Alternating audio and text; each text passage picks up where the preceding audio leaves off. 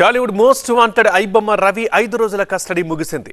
పైరసీతో ఇండస్ట్రీని ఒక ఆట ఆడుకున్న రవిని పోలీసులు రివర్స్లో ఆడుకున్నారు. మొదలు 4 రోజులు చాలా ప్రశ్నలకు తెలీదు, గుర్తులేదు, మర్చిపోయా అంటూ సమాధానం ఇచ్చిన రవితో 5వ రోజు మాత్రం అన్ని నిజాలు కక్కించారు. ఇందుకీ 5 రోజుల కస్టడీలో తేల్చిందేంటి? ఇంత పెద్ద పైరసీ రాకెట్ని రవి ఒక్కడే రన్ చేశాడా? అసలు రవి సంపాదన ఎంత?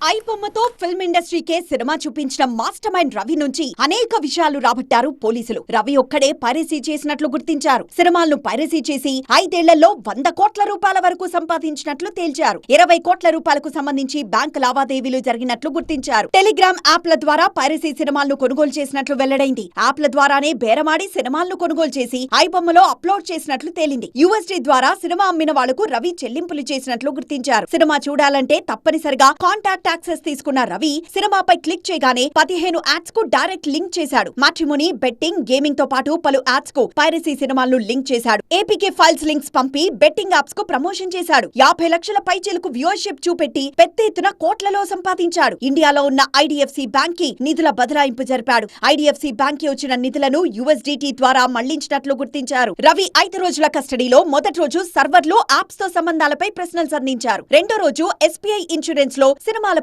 ప్రశ్నించారు. మూడో రోజు నెట్వర్క్, IP అడ్రస్లపై ఆరా తీశారు. 4వ రోజు బ్యాంక్ ఖాతాలు, నెట్వర్క్ పై విచారించారు. 5వ రోజు website, domain networks, IP mask తదితర అంశాలపై ఆరా తీశారు. అలాగే రవితో కలిసి అతని స్నేహితుడు ఇద్దరూ కలిసి technical operations, data hiding, server access తదితర అంశాల్లో పాల్గొన్నట్లు తేల్చారు. 1xBet అనే బెట్టింగ్ యాప్ తో పాటు ఇతర యాప్ల ద్వారా రవి భారీగా డబ్బులు సంపాదించినట్లు పోలీసులు తెలిపారు. ఆ డబ్బును క్రిప్టో కరెన్సీ ద్వారా నిఖిల్ అనే తన స్నేహితుడికి పంపించినట్లు గుర్తించారు. రవిపై ఇతర సైబర్ క్రైమ్ పోలీస్ స్టేషన్లలోనూ 5 కేసులు నమోదయ్యాయి. మిగతా కేసుల్లోనూ సైబర్ క్రైమ్ పోలీసులు PT వారెంట్ దాఖలు చేశారు. దీంతో ఐబొమ్మ రవిని సైబర్ పోలీసులు మరోసారి విచారించనున్నట్లు తెలుస్తోంది. మరోవైపు ఐబొమ్మ రవి బెయిల్ పై మంగళవారం వాదనలు జరుగుతాయి. విచారణలో రవి పోలీసులకు సహకరించలేదనేది అవాస్తవమన్నారు ఐబొమ్మ రవి అడ్వకేట్ శ్రీనాథ్. మొత్తంగా 5 రోజుల కస్టడీలో కీలక విషయాలు రాబట్టారు పోలీసులు. ఇంకా ఏమడిగారు, ఏం చెప్పాడు అన్నది మంగళవారం హైదరాబాద్ CP సజ్జనార్ ఐబొమ్మ రవి కేసులో ప్రెస్ మీట్ ద్వారా మిగతా వివరాలను వివరించే అవకాశం ఉంది.